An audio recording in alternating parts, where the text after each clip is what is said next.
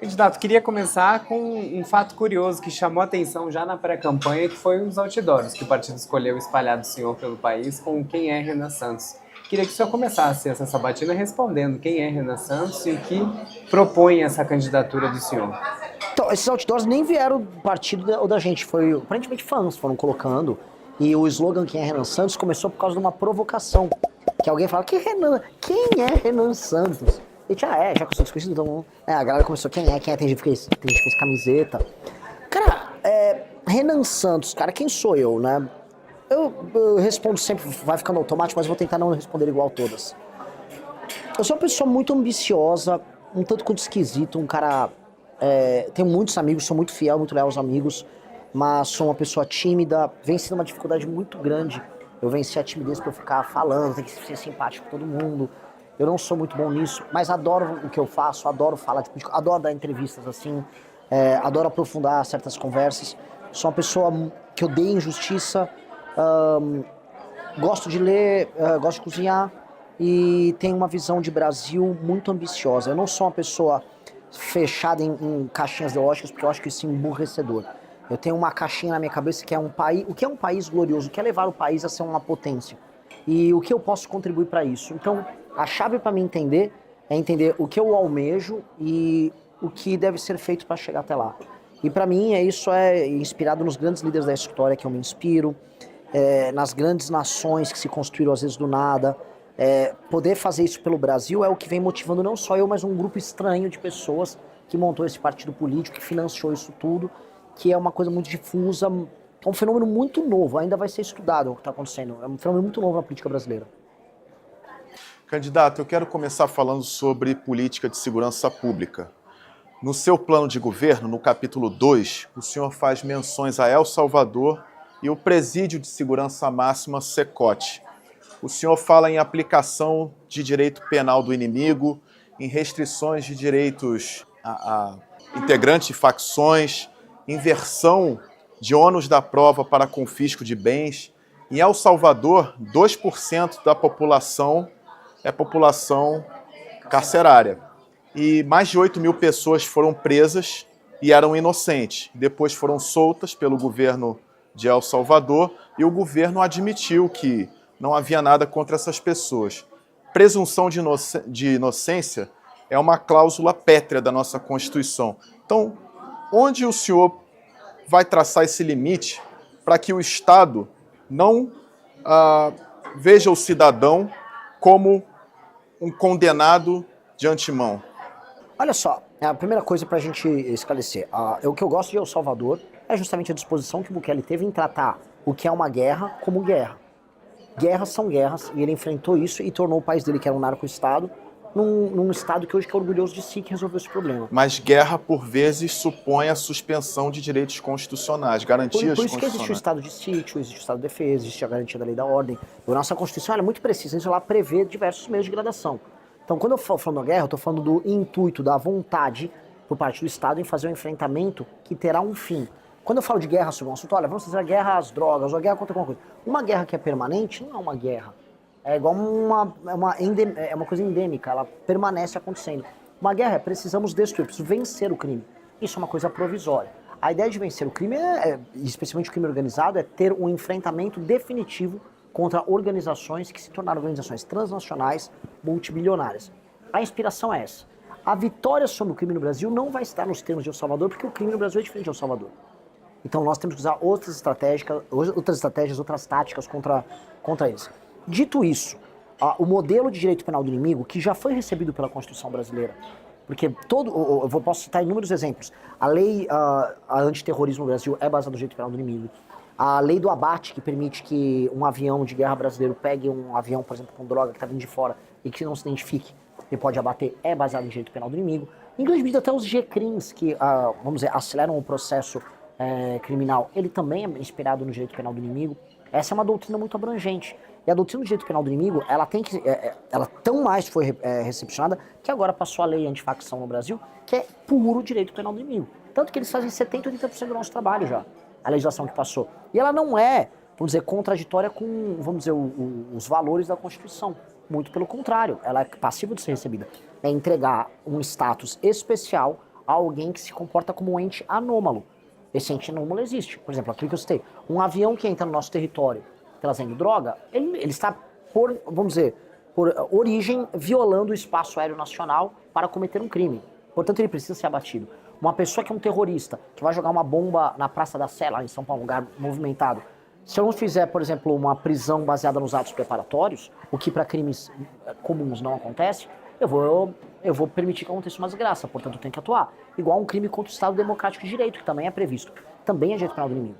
Logo, as facções, quem for enquadrado pelo Estado, ou seja, Polícia Federal, polícias estaduais, que já fazem esse trabalho. O trabalho de identificação de membros de facções e quadrilha já existem há décadas. Então é um trabalho tranquilo, já acontece. As pessoas enquadradas nisso, elas terão uma atuação especial do Estado contra elas. Então, o confisco alargado dos bens, as prisões especiais para os membros dessas facções, os crimes são inafiançáveis, não há progressão de pena, o Estado pode acelerar o processo. Vamos dar um exemplo.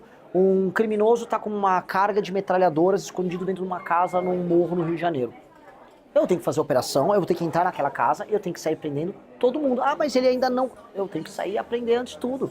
Porque ele está num processo de cometimento de crime dentro daquela comunidade. Então, este reconhecimento dá os instrumentos para que o Estado atue como guerra contra algo que é entendido como guerra pelo outro lado.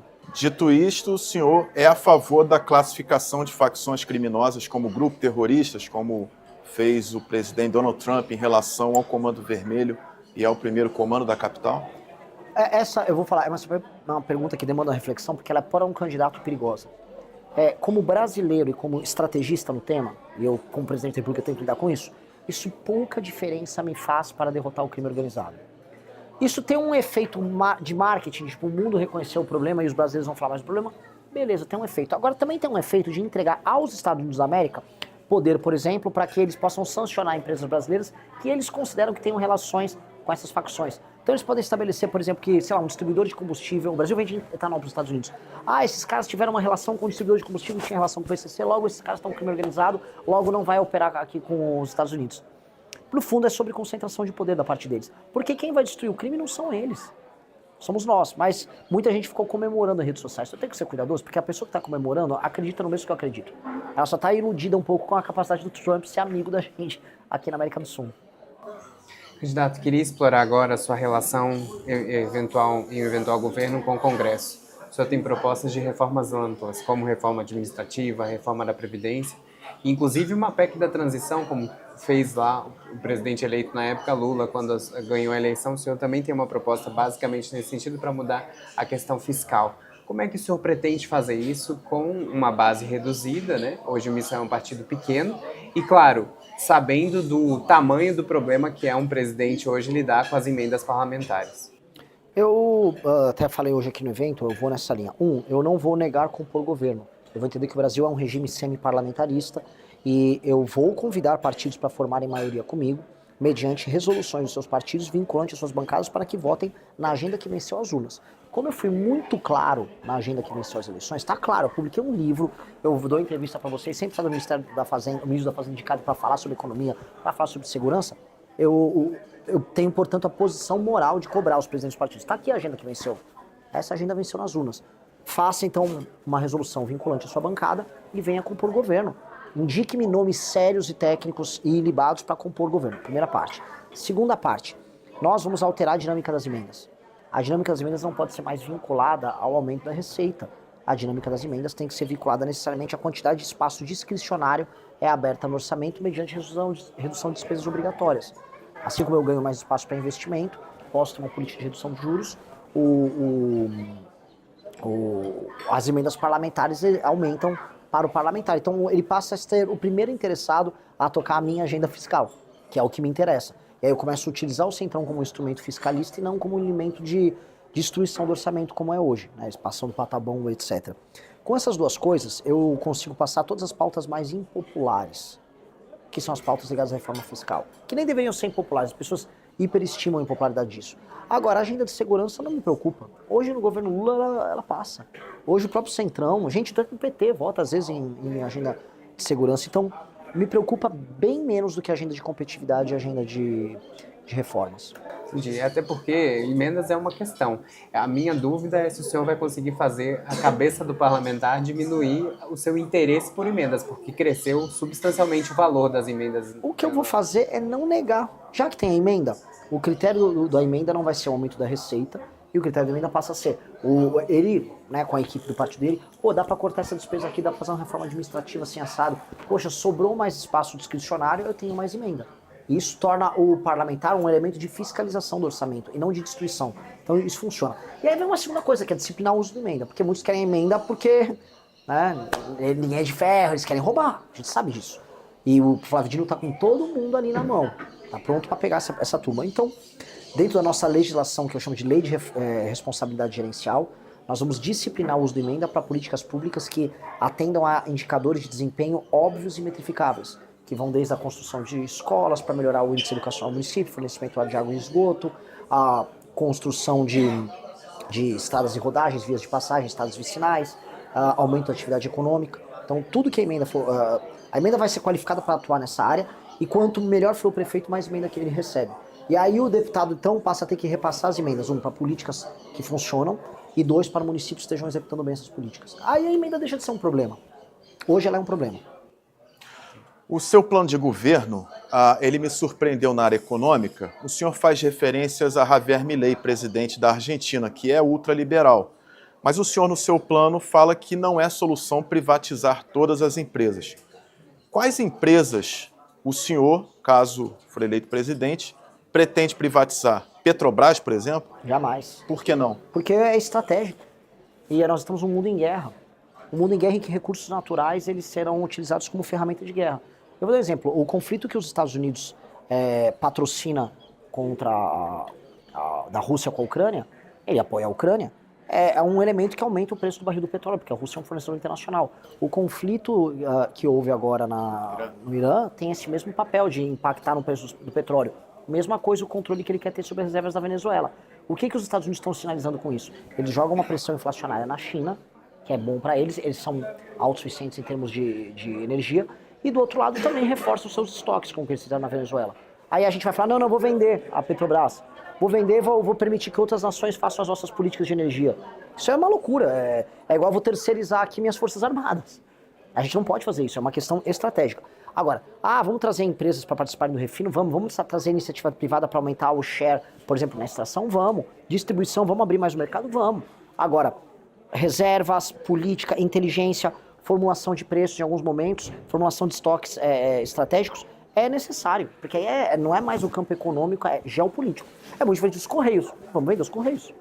Vamos privatizar os Correios. Agora, é diferente da Embrapa, porque a alimentação e investimento em tecnologia numa área que o Brasil é ponta, a Embrapa é muito estratégica. Temos que reverter o sucateamento que a Embrapa teve. Aí, mas não parece hiperliberal. Eu não sou hiperliberal. Não sou. Talvez já tenha sido mais no passado, mas a gente vai amadurecendo e vai entendendo elementos políticos que interferem nisso. Então vou inverter a minha pergunta. O senhor fala sobre terras raras no seu programa de governo. A gente ainda não tem uma empresa estatal. Como se trata de recursos naturais estratégicos, o senhor é favorável à criação de uma estatal para gerir as terras raras do subsolo brasileiro? Não é necessário criar estatal. Em especial não é necessário criar uma estatal neste governo. Você tem iniciativas e consórcios com universidades e iniciativa privada que cumprem um papel melhor do que uma estatal. Tem uma iniciativa que chama Magbras. A Magbras ela não é uma estatal, por mais que o nome pareça, mas ela está pesquisando e conseguindo as primeiras respostas na parte de processamento de determinadas ligas ali feitas com terras raras extraídas do Brasil, que permitem que o Brasil venha a ter, por conta desse consórcio, tecnologia proprietária nesse processamento. Por exemplo, a gente precisa ter tecnologia proprietária para processar disprósio, que a gente tem bastante. Patente tecnológica, né? E isso. Então, é muito importante a gente ter empresas nessas áreas, consórcios feitos com isso. E podemos fazer consórcios públicos com o setor privado. O Donald Trump, para dar um exemplo, ele botou o governo americano, acho que se não me engano, com 10% de share na empresa americana de terras raras, que está investindo no Brasil. Então, o governo americano se tornou sócio deles.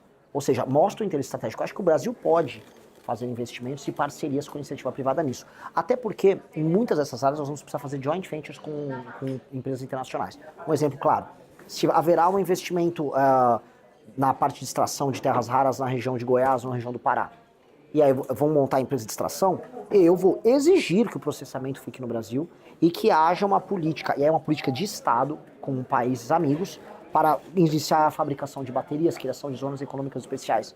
Essas empresas que vão operar no Brasil, elas têm que trabalhar em joint venture com empresas brasileiras. Então, vai ter que ter capital brasileiro, alguma participação de capital estatal brasileiro nessas empresas, troca de tecnologia, porque é o recado que a gente está passando para o mundo. Ó, vocês estão vindo extrair um recurso natural nosso? Beleza, eu vou participar da criação do produto final com você. Senão a gente vira, novamente, um fazendão para eles. Então, isso é uma política, é um ato geopolítico estratégico fundamental. Então, é a coisa o mais ultraliberal? Não é, mas até aí, cara, a gente tem que pensar no interesse nacional.